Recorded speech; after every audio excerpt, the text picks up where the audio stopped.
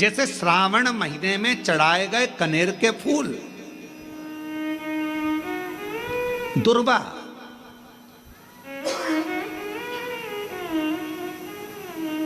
और हम सबसे कहेंगे, मान लो यदि कोई विशेष कोर्ट का केस चल रहा हो, कोई कोर्ट में कोई बातें चल रही हो, अदालत आदि में कोई कार्रवाई चल रही हो, कोई फाइल प्रशासनिक अधिकारियों के पास फंस गई हो और कुछ ना कुछ उसमें अपने को लगता है कि तकलीफ का प्रसंग है, तो हम कहेंगे शिव की आराधना करो, सत्यता पर जियो, और साथ में 5 दुर्वा, 1 कनेर का फूल पीला, 1 पीला कनेर, 5 दुर्वा, 5 बेलपत्र लेकर शिवजी के मंदिर में जाकर शिवलिंग पर समर्पित कर 2 लोटा जल सावन के महीने में उसी पर बेलपत्र कनेर के फूल पर चढ़ाइए। देवाधिदेव महादेव की कृपा होगी। ज़्यादा से ज़्यादा 6 महीना 7 महीना, इससे ज़्यादा निर्णय आप ही के पक्ष में आएगा और शिव की कृपा से। और इसमें एक बात और स्मरण रखें, जैसे कोई की प्रॉपर्टी है, कोई की जमीन है, और वो जमीन तुम्हारी कोई ने कब्जा कर ली या तुम्हारा नाम नहीं हो पाई या कोई उसमें लफड़ा हो गया या तकलीफ आ गई और पैसा उसमें अटक गया, उसके लिए भी कनेर का पुष्प श्रावण महीने के जितने सोमवार आते हैं, रविवारी, सोमवारी और भोमवारी, कौन कौन से बार हो गए? रविवार, सोमवार और मंगलवार, 3 बार। प्रथम दिवस में कनेर का 1 पुष्प लेना है, द्वितीय दिवस में कनेर के 5 पुष्प लेना है, और तृतीय दिवस में कनेर के 3 पुष्प लेना है। बेलपत्र 1-1 साथ में लेकर शिवजी को रविवार के दिन भी समर्पित करें, सोमवार के दिन भी समर्पित करें, और मंगलवार को 3 कनेर के पुष्प के साथ बेलपत्र लेकर बाबा को समर्पित करिए।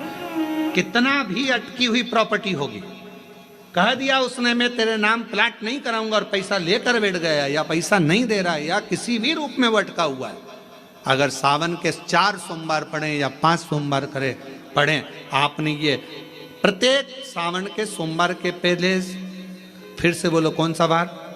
रविवार, सोमवार और मंगलवार, ये 3 बार का क्रम अगर प्रत्येक सोमवार के पहले और बाद में कर लिया तो आपको उसे प्रॉपर्टी उस व्यक्ति को तुम्हें देना ही पड़ेगी, छोड़ना ही पड़ेगी।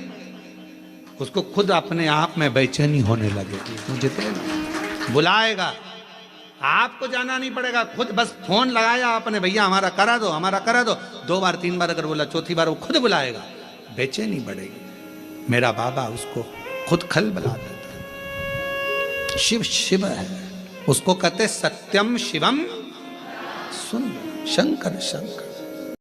पार्वती जी ने पूछा क्या समुद्र में से निकला वो अमृत है? शिव जी कहते हैं अगर अमृत समुद्र में होता तो समुद्र खारा नहीं होता।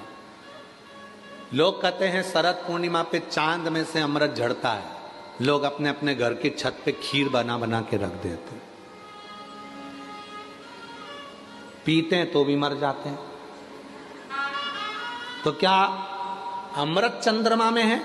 शिव जी कहते हैं अमृत चंद्रमा में होता तो वो घटता नहीं, बढ़ता नहीं, हर बार घटता है, हर बार बढ़ता है, उसमें भी अमृत नहीं है।